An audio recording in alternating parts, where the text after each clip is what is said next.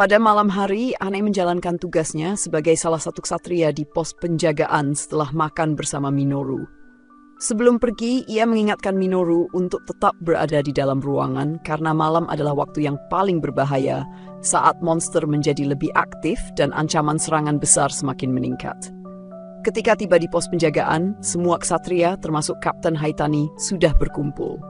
Kapten Haitani dikenal sebagai pemimpin yang berpengalaman dan pernah menyelamatkan Mesia di berbagai kesempatan. Meskipun Akane tiba tepat waktu, ia tetap meminta maaf karena menjadi orang terakhir yang datang. Setelah semua anggota hadir, rapat dimulai untuk menyusun strategi menghadapi ancaman yang akan datang. Rapat para ksatria dimulai dengan laporan dari setiap anggota membahas keberadaan kelas atas, brutal, serta informasi terkait penyusupan dan potensi serangan besar yang akan datang. Hukuman bagi Akane yang sebelumnya keluar tanpa izin pada malam hari diputuskan akan ditentukan setelah ancaman penyerbuan teratasi. Dalam rapat tersebut, Kapten Haitani menunjukkan foto-foto mengejutkan dari tim investigasi. Foto tersebut memperlihatkan ratusan bangkai monster magis yang semuanya tampak dibunuh dengan satu tebasan sempurna. Selain itu, foto juga menunjukkan bangunan seperti SMP Nishino yang hampir hancur dan SD Nishino yang telah rata dengan tanah. Para ksatria terkejut mengira kejadian ini adalah ulah brutal, namun Kapten Haitani menjelaskan bahwa semua bukti menunjukkan satu individu dengan kekuatan luar biasa berada di balik peristiwa tersebut. Foto lain bahkan menunjukkan sebuah bangunan yang terbelah sempurna menjadi dua, memperkuat dugaan adanya seseorang dengan kemampuan luar biasa yang membuat para ksatria bingung dan waspada. Kapten Haitani menunjukkan foto bangunan yang terbelah sempurna, menandakan kekuatan luar biasa di balik kehancuran tersebut. Ia mengingatkan bahwa hanya seorang ksatria legendaris seperti ksatria pertama yang pernah memiliki kemampuan serupa, meskipun orang tersebut telah lama menghilang. Spekulasi tentang kemungkinan kembalinya ksatria pertama membuat para ksatria termasuk Akane menjadi pucat karena khawatir kekuatan sebesar itu bisa menghancurkan Mesia. Kapten Haitani mencoba menenangkan mereka dengan mengatakan bahwa belum ada kepastian, tetapi ia memperingatkan mereka untuk tetap waspada terhadap ancaman yang mengelilingi mereka. Ketegangan memuncak ketika tiba-tiba terdengar suara alarm keras dan teriakan bahwa monster mulai menyerang pos mereka. Pertempuran sengit terjadi di dinding yang mengelilingi markas, di mana kawanan monster terus mencoba menerobos masuk. Para ksatria berusaha keras melawan serangan tersebut menggunakan berbagai senjata, tetapi jumlah monster yang begitu banyak membuat situasi semakin sulit. Kehadiran Akane di garis depan memberikan dorongan semangat bagi para ksatria lainnya, karena ia bertarung dengan kecepatan dan keterampilan yang luar biasa. Berhasil mengalahkan banyak monster sendirian. Namun, melihat situasi yang semakin genting, Akane memutuskan untuk mengambil langkah berani. Ia melompat dari dinding untuk mengalihkan perhatian monster demi melindungi rekan-rekannya. Meskipun diperintahkan untuk kembali, ia tetap fokus menghadapi serangan, menunjukkan keberanian dan keteguhan hati. Di tengah pertempuran, ia mulai teringat akan masa lalunya, tetapi tak bertarung dengan tekad yang kuat. Akane hampir terbunuh ketika seekor monster magis menyerangnya. Namun pada saat kritis, sosok misterius muncul dan menyelamatkannya. Dengan pedang hitam legam, pria berjubah dan bertopeng hitam itu menghancurkan monster tersebut dengan tebasan yang luar biasa. Sosoknya memancarkan aura menakutkan, kehadirannya membuat waktu seolah berhenti. Ketika dia bergumam, "Angin sedang menangis," kata-katanya terasa penuh makna yang tidak dimengerti, tetapi tetap membekas di hati semua orang. Setelah membunuh semua monster magis dengan mudah, ksatria hitam itu menghilang bersama hembusan angin dan meninggalkan para ksatria dalam kebingungan dan kekaguman. Kapten Haitani menyimpulkan bahwa dia mungkin adalah orang yang telah menghancurkan sarang di SD Nishino, tetapi motif dan identitasnya tetap menjadi misteri. Pada malam yang sibuk di markas Saejima, wakil kapten ksatria tampak kesal saat berjalan menuju gang gelap di belakang universitas. Ia merutuki campur tangan ksatria hitam dalam urusan mereka. Begitu memasuki gang, ia mendengar langkah kaki yang mengikuti dari belakang. Saat berbalik untuk menanyakan, Saejima terkejut ketika serangan tiba-tiba mengenai tubuhnya. Darah mengalir deras dan ia terjatuh masih tercengang dengan kejadian yang begitu cepat. Minoru merasa senang mengikuti rutinitas di Universitas Nishino, meskipun rencananya semula adalah melarikan diri untuk pergi ke sarang lain.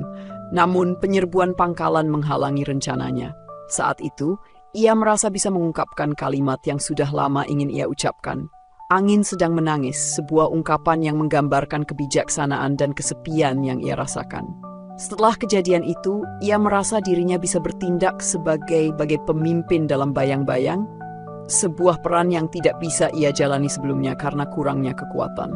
Malam itu, saat ia bersiap untuk tidur, Akane kembali ke kamar dengan bau darah yang kuat di tubuhnya, tanda dari pertarungannya. Akane duduk di tempat tidur Minoru dan setelah beberapa waktu bertanya kepadanya apakah dia pernah memikirkan untuk mati. Minoru menjawab dengan tegas bahwa ia tidak pernah memikirkan hal itu. Minoru mengungkapkan bahwa ia tidak pernah berpikir untuk mati. Dan jika diberi kesempatan, ia ingin hidup selamanya. Sesuatu yang tidak ia mengerti jika ada orang yang tidak ingin hidup begitu lama. Sebaliknya, Akane mengungkapkan bahwa ia terkadang memikirkan tentang kematian, terutama ketika ia merasa ada kekosongan dalam ingatannya, hal yang tidak bisa ia ingat. Akane kemudian bertanya dengan langsung kepada Minoru, "Ia pernah membunuh seseorang?" Yang dijawab Minoru dengan tegas bahwa ia tidak akan pernah melakukannya. Akane kemudian bertanya balik, apa Minoru akan khawatir jika ia memberitahunya bahwa ia pernah membunuh seseorang, namun itu hanya lelukon. Setelah itu, Akane menatap keluar jendela dan bergumam tentang berhentinya menunggu seseorang. Kata-kata yang sepertinya ditujukan bukan untuk Minoru, melainkan untuk seseorang yang jauh di sana. Akane menggumamkan nama seseorang, tampak tertekan dan tidak bergerak sampai pagi. Minoru berpura-pura tertidur sampai pagi datang, teringat pada kejadian masa lalunya di mana Nishino Akira memukulnya yang menjadi pemicu rasa kesalnya terhadap Akira. Namun karena Akira merawat peta, Minoru memutuskan untuk memaafkannya. Tiba-tiba, seorang ksatria berlari ke kamar untuk memberitahu bahwa wakil Kapten Saejima telah dibunuh. Akane segera pergi ke tempat kejadian, sementara Minoru tetap di kamar dan kemudian bersama Yuka Sensei kembali ke kamar siang harinya. Yuka Sensei memberitahunya bahwa ada orang yang melihat Akane berdebat dengan Saejima malam sebelumnya dan waktu kematiannya sekitar jam 3 pagi yang membuat Akane tampak tertekan. Akane akhirnya mengakui bahwa ia tidak melakukannya, meskipun ada saksi yang mengatakan melihatnya dekat dengan tempat kejadian. Akane sangat tertekan setelah mendengar tuduhan bahwa dia mungkin terlibat dalam pembunuhan wakil Kapten Saejima. Meskipun gemetar dan sangat khawatir, dia dengan tegas membantah tuduhan tersebut. Minoru, yang merasa yakin bahwa Akane bukanlah orang yang bisa melakukan hal seperti itu, memutuskan untuk membantunya. Dia menunjukkan foto jasad Saejima dan menunjuk ketidaksesuaian dalam luka-luka pada tubuhnya yang terlihat terlalu kasar dan tidak rapi, berbeda dengan cara Akane yang selalu memotong dengan presisi. Yuka Sensei mulai menyadari bahwa luka tersebut menunjukkan serangan dengan pisau tumpul, bukan dengan pedang yang tajam. Akane yang masih tertekan berulang kali mengungkapkan bahwa dia tidak bersalah, dan akhirnya Yuka Sensei memeluknya untuk menenangkan. Yuka Sensei memberikan obat penenang kepada Akane untuk membantunya mengatasi stres dan trauma masa lalunya. Dia menjelaskan kepada Minoru bahwa Akane memiliki trauma psikologis yang menutup sebagian ingatannya dan kejadian yang mengingatkannya pada masa lalu bisa membuatnya tertekan. Yuka Sensei yang memiliki keahlian dalam pengobatan psikosomatis membantu mengobati trauma Akane agar dia bisa pulih. Dia juga menyebutkan bahwa luka tubuh Saejima mungkin disebabkan oleh musuh yang menyusup ke pangkalan.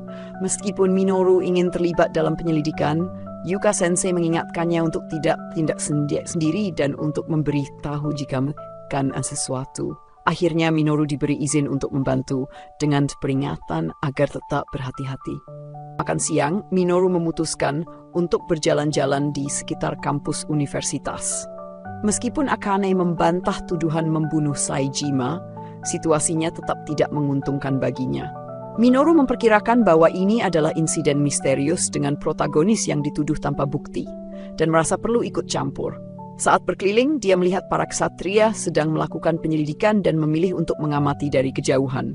Tak lama kemudian, Minoru menemukan seorang pria gemuk berkacamata yang sedang mengetik di laptop. Setelah berbincang sebentar, Minoru mengetahui bahwa laptop itu terhubung ke jalur internet terbatas untuk universitas. Pria tersebut tidak memberikan informasi yang berguna, sehingga Minoru akhirnya membuatnya pingsan dan mengambil laptopnya.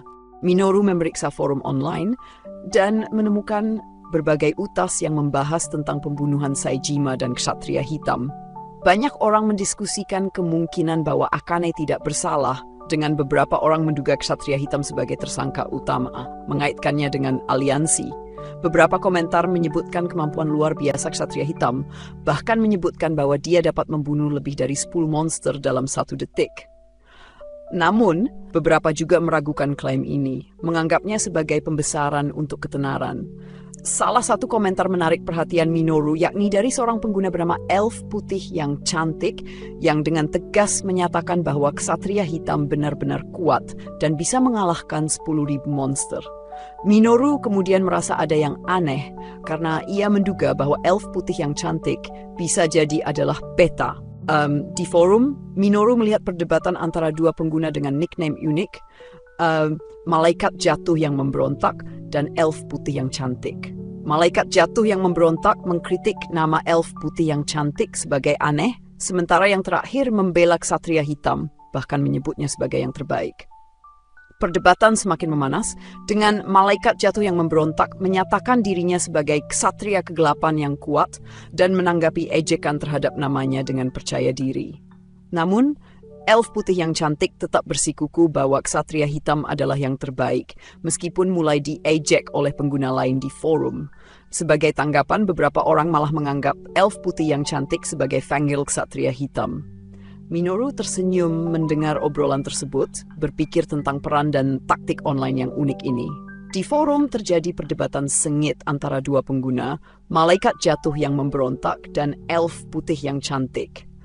Elf Putih yang Cantik membela Ksatria Hitam dan bereaksi sangat emosional terhadap ejekan yang diterimanya, bahkan mengancam akan menghukum mereka yang merendahkan ksatria tersebut. Beberapa pengguna forum merespons dengan kebingungan, mencatat bahwa reaksi tersebut berlebihan. Ada juga yang mengklaim bahwa mereka sesempat berinteraksi dengan Ksatria Hitam dan mendapat permintaan maaf darinya. Akhirnya Elf Putih yang Cantik diblokir dari forum karena sikapnya yang terlalu agresif.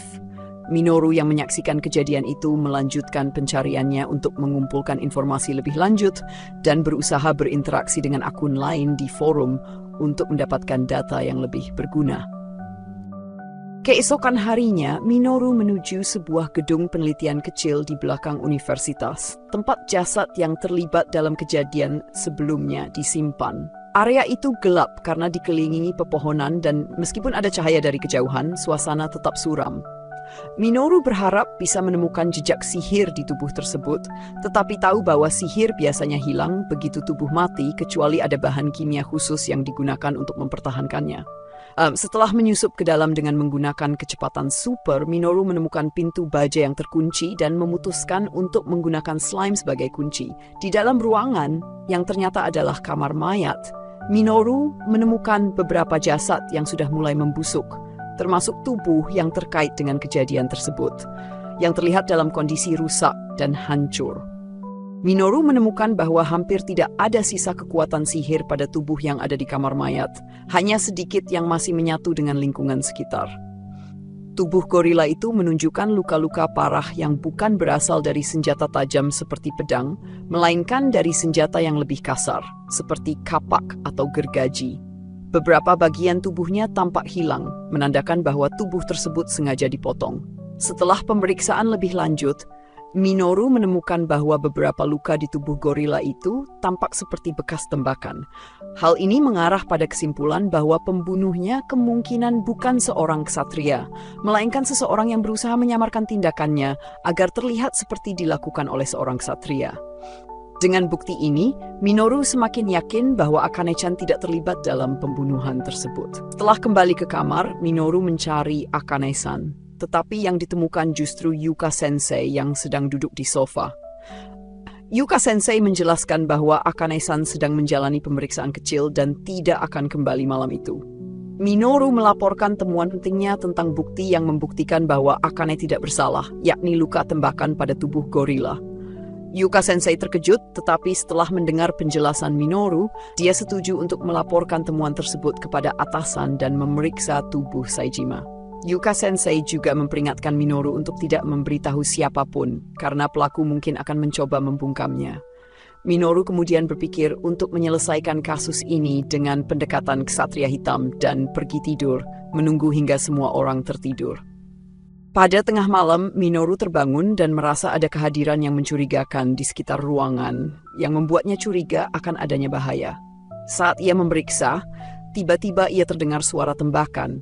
Dan meskipun ia tersentuh oleh peluru, Minoru memutuskan untuk menggunakan sebuah taktik yang ia persiapkan sebelumnya.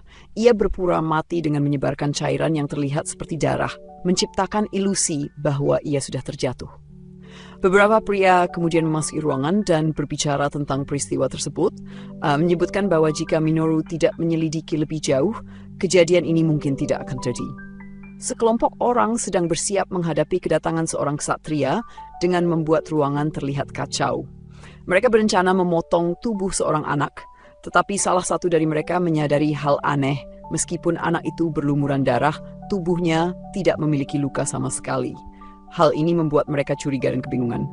Dua orang mendekati sosok itu untuk memeriksa lebih lanjut, tetapi sosok tersebut tiba-tiba membuka matanya dan berbicara dengan nada percaya diri. Mereka terkejut karena sosok itu tampak tidak terpengaruh. Sosok tersebut kemudian mengambil kendali situasi, membuat mereka panik dan mencari cara untuk melawan. Salah satu dari mereka mencoba menembak sosok tersebut dari jarak dekat, namun semua tembakannya tidak berpengaruh. Mereka panik, bertanya-tanya mengapa peluru tidak mempan dan menduga sosok itu mungkin seorang ksatria sihir. Meski begitu, mereka tetap terkejut karena bahkan seorang ksatria sihir seharusnya tidak bisa bertahan dari tembakan sedekat itu. Sosok tersebut tetap berdiri dengan tenang, membuat mereka semakin ketakutan. Sosok tersebut menyadari bahwa para pria itu tampaknya terlibat dalam rencana yang lebih besar dan mencoba mencari tahu siapa dalang di baliknya. Dengan suara tegas, dia meminta mereka untuk berbicara, memberi mereka pilihan untuk bekerja sama atau menghadapi konsekuensi yang lebih berat.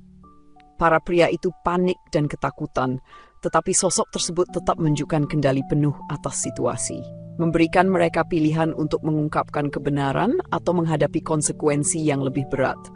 Ketegangan meningkat saat sosok tersebut menunjukkan kekuatannya, membuat para pria semakin ketakutan. Di tengah interogasi, alarm keras tiba-tiba berbunyi, menandakan bahwa penyerbuan telah dimulai.